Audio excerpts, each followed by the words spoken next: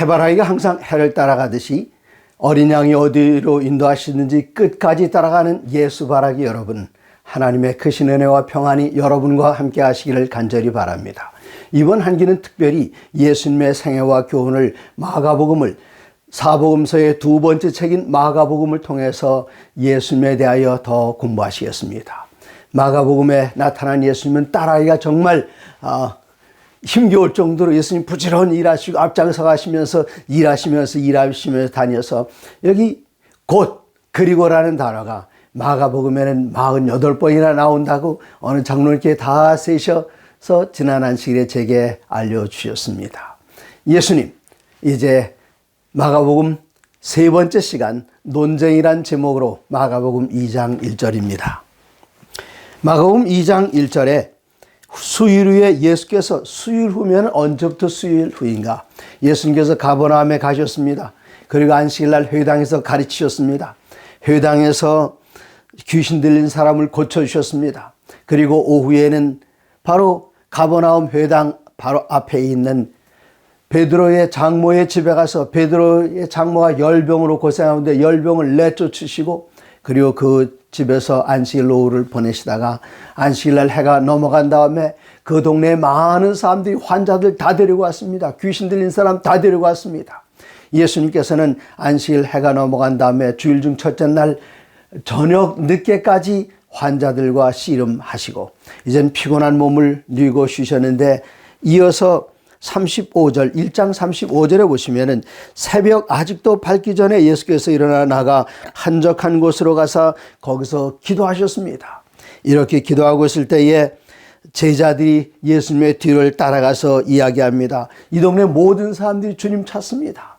이때 예수님께서는 1장 38절 이르시되 우리가 다른 가까운 마을들로 가자. 거기서도 전도하리니 내가 이를 위하여 왔노라 하시고 이 갈릴리 여러 지역을 다니시면서 전도하시고 환자들을 고치시고 귀신들을 내쫓으셨습니다.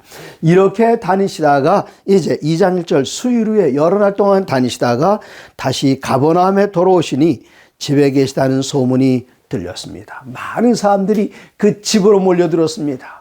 방 안에 가득 찼고 그 다음에 문 밖에도 문전성시를 이루면서 사람들이 줄을 기다리게 서 있는데 그 안에 좀 들어가려고요.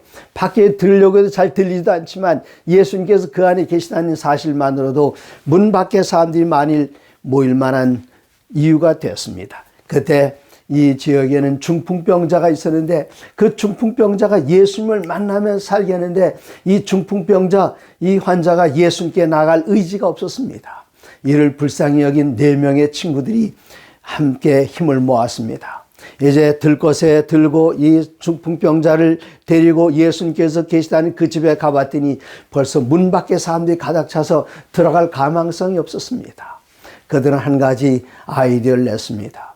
이 당시에 이스라엘 집들은 그 꼭대기 슬라브 지붕으로 되어 있어 위가 평평합니다.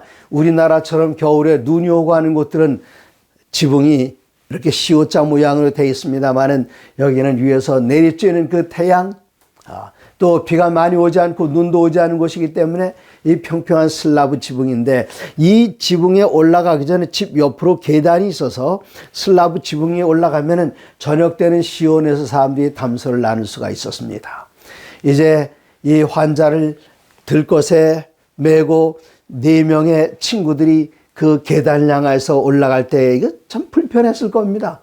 앞에 사람은 몸을 낮춰야 되고 내려서 들어야 했다면 뒤에 따라오는 사람들은 이 사람의 균형을 맞추기 위해서 높이 들고 올라갔을 것입니다. 지붕에 올라가서 그 지붕에 기와장을 벗겨내고 또 여기 흙을 긁어내고 그다음에 그 안에 들보 사이로 엮은 수수깡 같은 것들 다 걷어내고 그럴 때에 예수님께서는 그 방 안에 계시는데 먼지가 우수수 쏟아졌을 것입니다. 그리고 구멍이 뚫렸을 때 갑자기 햇빛이 들어왔을 것입니다.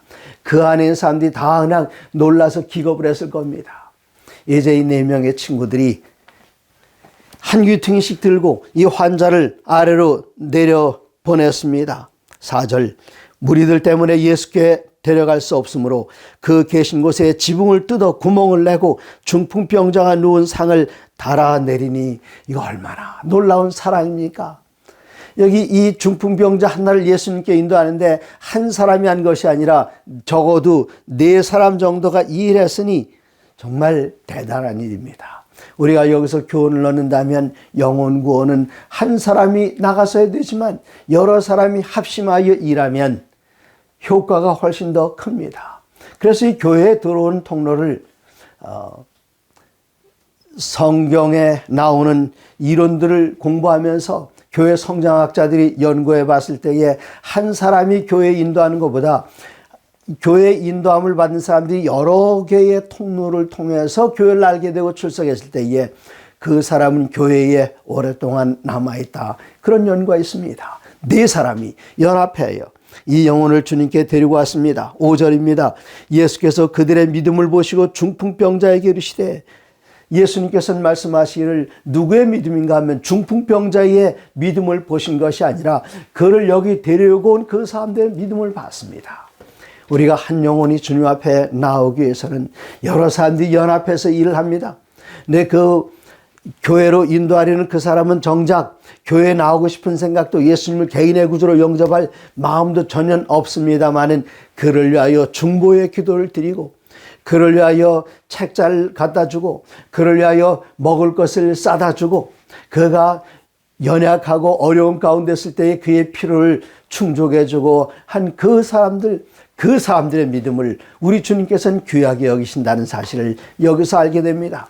중풍병자가 스스로 가지 않았을지라도 그를 돕는 여러 친구들의 믿음을 우리 주님께서는 보시고 말씀하시기를 2장 5절 작은 자야, 여기 작은 자야 하는 그 표현을 헬라어 원문으로 읽으면은 아들아 그렇게 부르셨습니다. 아들아, 네, 내 죄 사함을 받았느니라 말씀하셨습니다. 이 사람이 중풍병 걸린 그 이유는 뭐 육신적으로 또 건강의 법칙을 제대로 안 따랐고 그런 이유도 있습니다만은 마음 가운데 깊은 죄로 인한 스트레스가 그의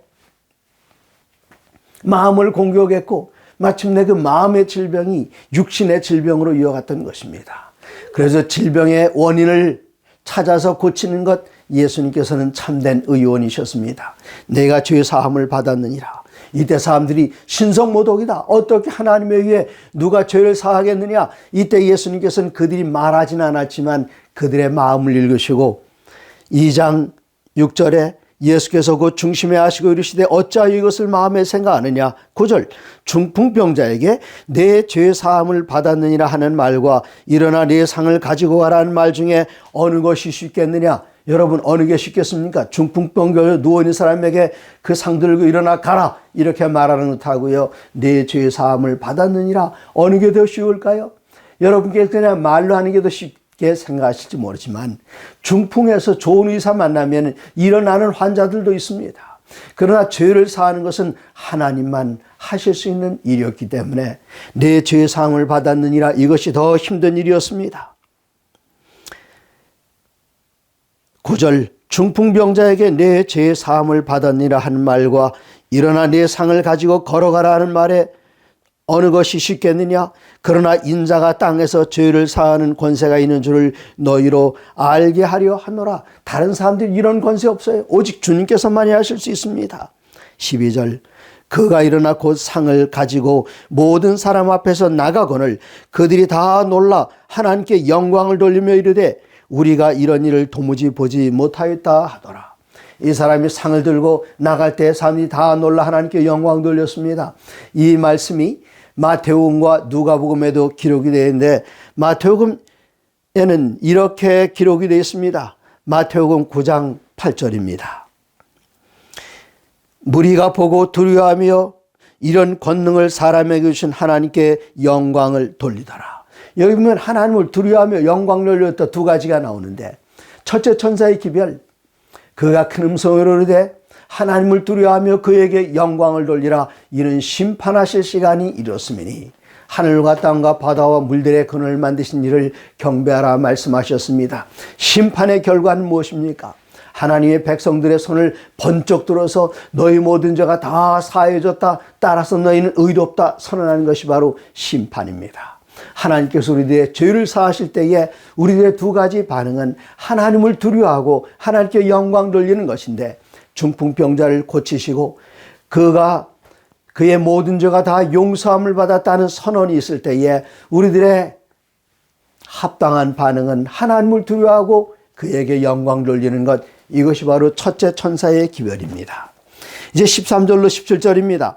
예수께서 바닷가에 나가심에 큰 무리가 나왔거늘 예수께서 그들을 가르치니라. 또 지나가시다가 알페오의 아들 레위가 세관에 앉아 있는 것을 보시고 그에게 이르시되 나를 따르라 하시니 일어나 따르니라.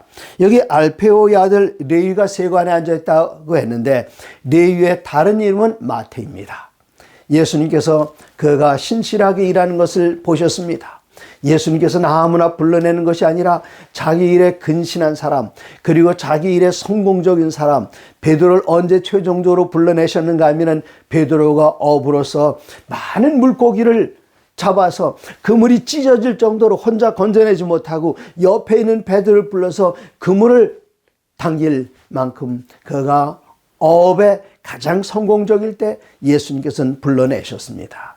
시간 많아서 빈둥거리는 사람, 그 사람들이 하나님의 일 잘할 것 같지요? 절대로 그렇지 않습니다. 자기 일에 부지런히 일하는 사람들, 그런 사람들을 불러내시는데, 마태를 보니까 마태가 지나가는 사람들에게 세금을 정직하게 거두면서 잘 계산해 주는 모습, 예수님께서는 그를 불러내셨습니다.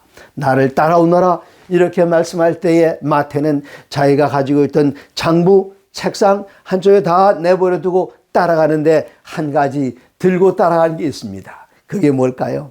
붓을, 펜을 들고 따라갔습니다. 이 마태는 세금 장부 기록하던 그 펜으로, 그 붓으로 하나님의 아들, 이 땅의 유대인의 왕으로 나셨다는 것을 기록한 마태복음의 저자가 바로 이때 불려간 레위 마태였습니다.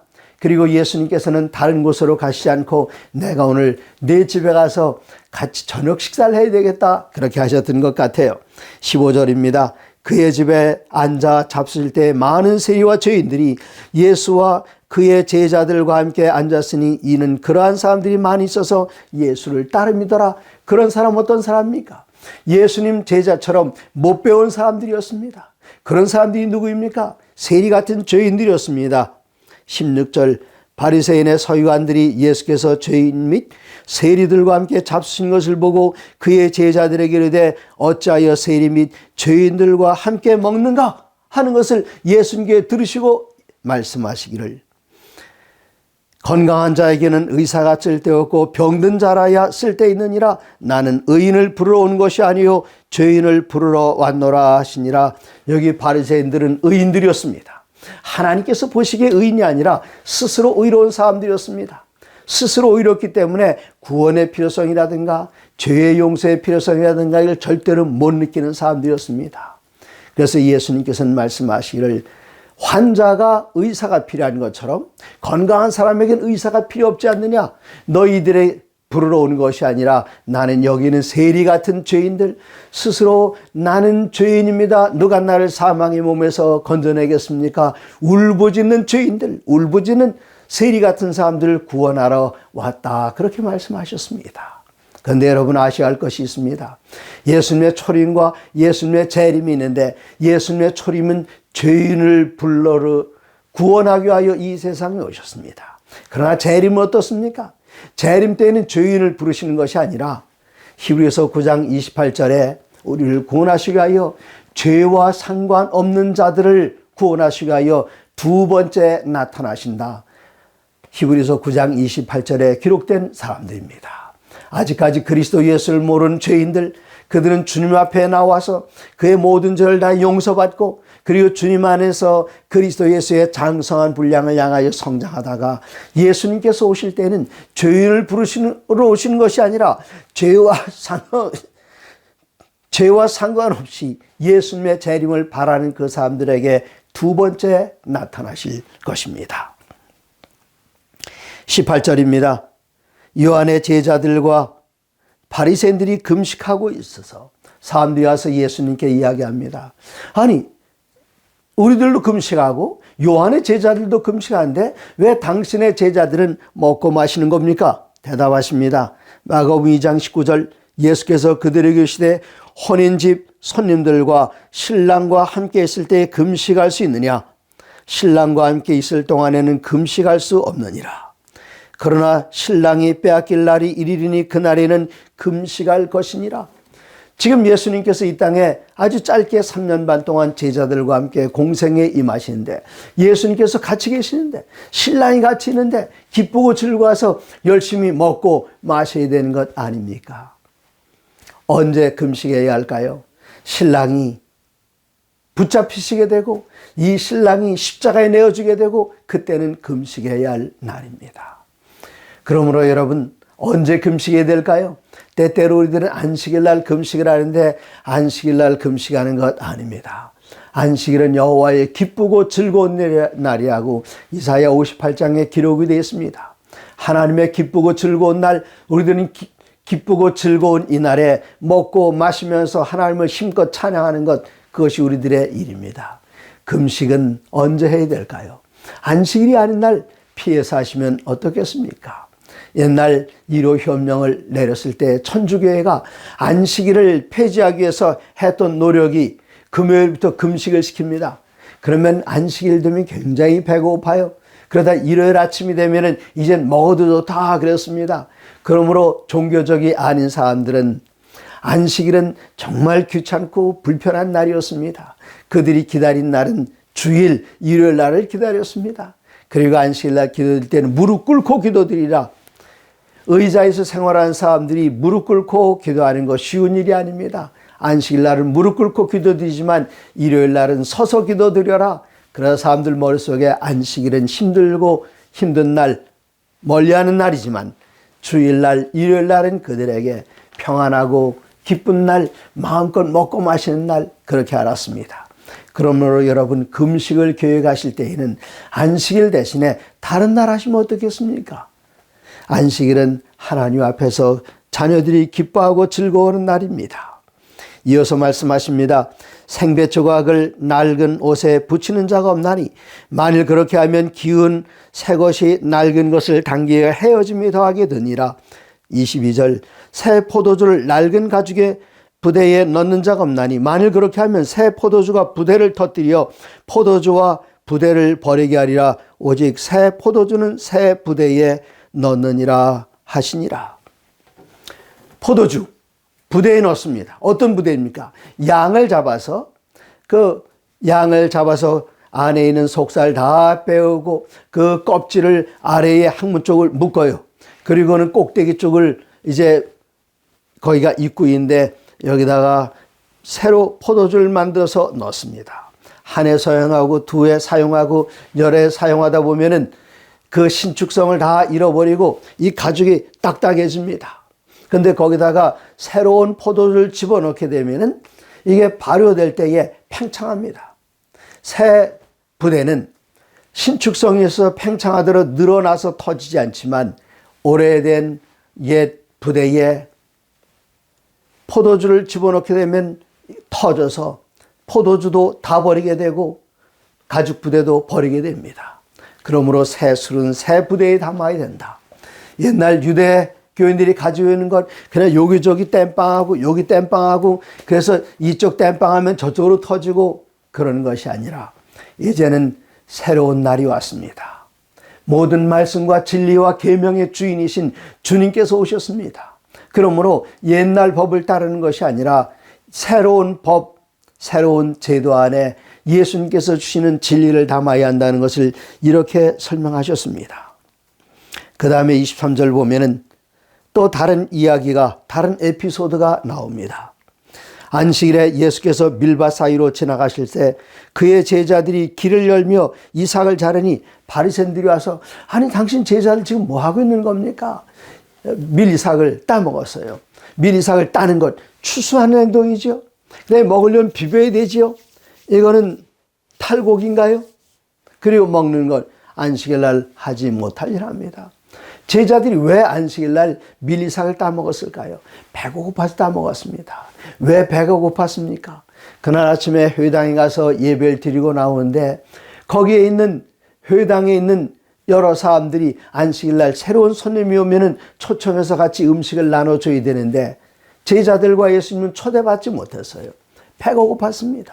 그래서 그들은 가다가 밀리삭을 따먹었는데 여기 구약성 모세 오경에 보면은 남의 집 밭에 가서 과일을 따먹거나 이삭을 따먹거나 다 괜찮습니다. 이거 옛날에 설이라고 합니까? 설에도 괜찮아요. 그런데 조건은 무엇인가 하면 거기서는 배불리 먹어도 되지만 거기 있는 과일이나 곡식을 들고 나오면 안 됩니다. 이날 이들이 이삭을 따먹었던 것은 그 회당에 있는 바리새인들이 음식을 주지 않았고 초청하지 않았기 때문입니다. 그들 탓입니다. 이때 예수님께서 하신 말씀은 다윗이 했던 일들을 이야기합니다. 다윗이 사울 임금에게 쫓겨서 도망 다닐 때에 제사장에게 갔습니다. 26절 그가 아비아들 대제사장 때에 하나님의 전에 들어가서 제사장 외에는 먹어서는 안 되는 진설병을 먹고 함께한 자들에게도 주지 아니하였느냐. 피해서 도망다니다가 아비아들 제사장이 보고 무슨 일이냐. 제가 지금 왕에 급한 일로 왔습니다.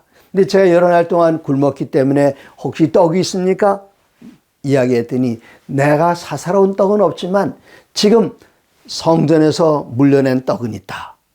일주일에 한 번씩 안식일이 되면은 그들은 12분의 2 에바 그러면은 4.6리터 정도 됩니다. 4.6리터 되는 빵이라면 굉장히 커다란 빵인데 이런 빵을 6개씩 두 줄로 12개를 올려놓고 안식이 되면 이제 따뜻한 빵을 새로 올려놓습니다. 그리고 거기 성전에서 물려낸 떡은 아론의 자손들이 먹게 되어 있습니다. 다른 사람들은 먹으면 안 됩니다. 그런데 이때 다윗을 만난 대제사장은 그 떡밖에 없지만 너희가 여자들 가까이 하지 않았으면 먹어도 된다. 여자가 뭡니까? 우리는 사흘 밤낮 그냥 이렇게 고생하면서 여기까지 왔습니다. 여자는 근처도 가지 않았습니다. 떡을 줬어요. 먹었습니다. 이게 바로 예수님께서 어떤 청년에게 대답하셨던 내용입니다.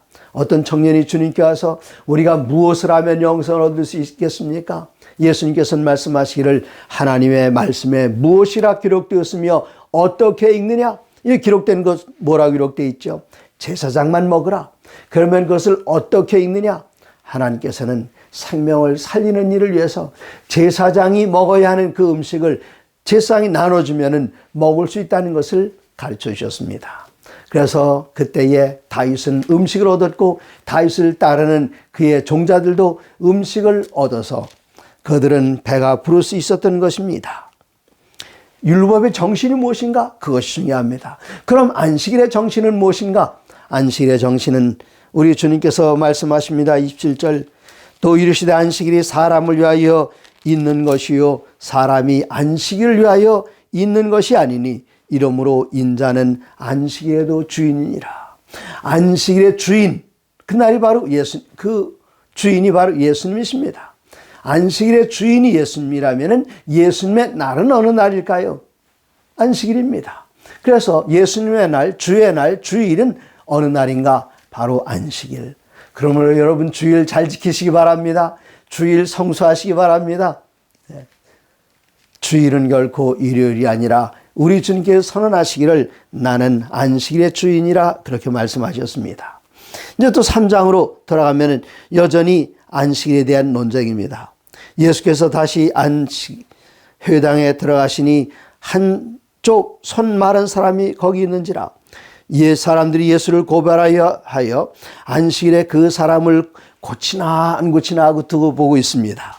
근데 예수께서 손 마른 사람 가운데 자 일어나라 말씀하시고 그들에게 이르시되 이젠 일어나라 세워놓으신 다음에 안식일에 선을 행하는 게 옳으냐 안 옳으냐 그렇게 이야기하십니다. 안식일에 양 한 마리가 길 가다 구덩이에 빠졌다. 지금 구덩이에 다 죽었는데 이거 건져내는 게 옳으냐 안 옳으냐.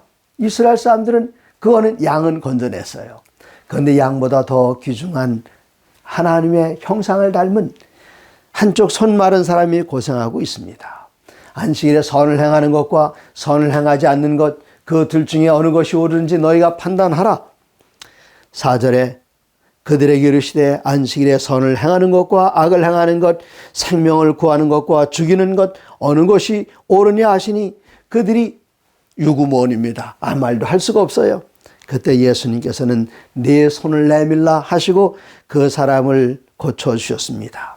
이랬더니 바리새인들이 나가서 헤롯 왕과 함께 어떻게 하면 예수를 죽일까, 이렇게 좋은 일 했는데 어떻게 하면 죽일까 그궁리하고 있었단 말입니다. 자, 이제 20절, 3장 20절입니다. 집에 들어가시니 무리가 다시 모임으로 식사할 겨를도 없이 진지 잡술 겨를도 없이 바쁘셨습니다. 여러분, 한순간도 낭비하지 마십시오. 남은 시간이 별로 없습니다.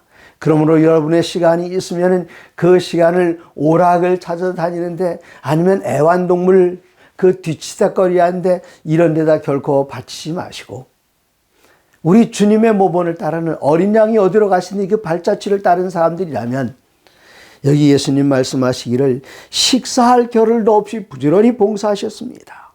이때 예수님의 친척들이 듣고 그를 붙들러 나오니 이는 그가 미쳤다 함이라.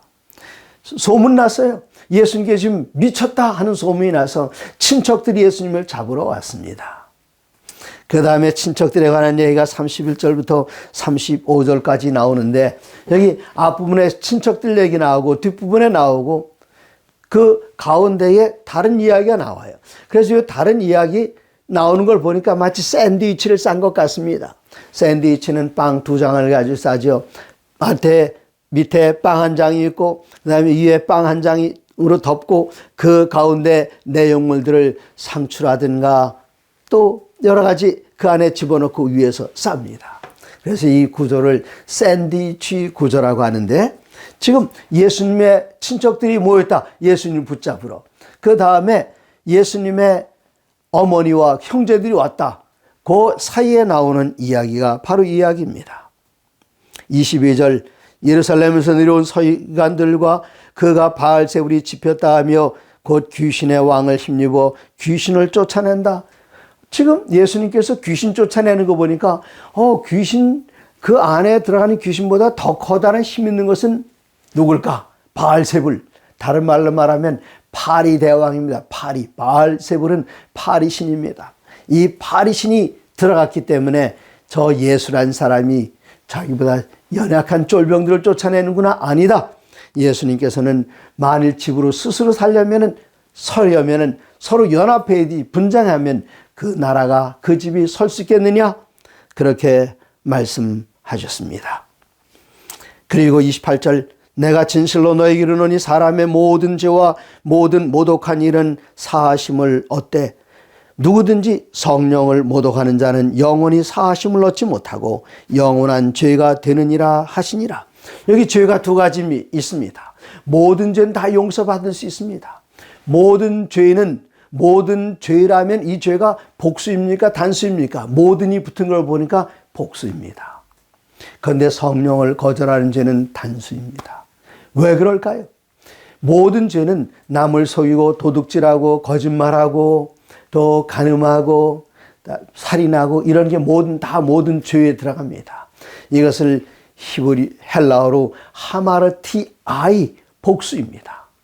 그런데 그 복수인 죄는 왜 생겨날까요? 내가 죄인이기 때문에 열리는 열매들입니다. 이거 다 용서받을 수 있어요. 그럼 죄는 무엇입니까?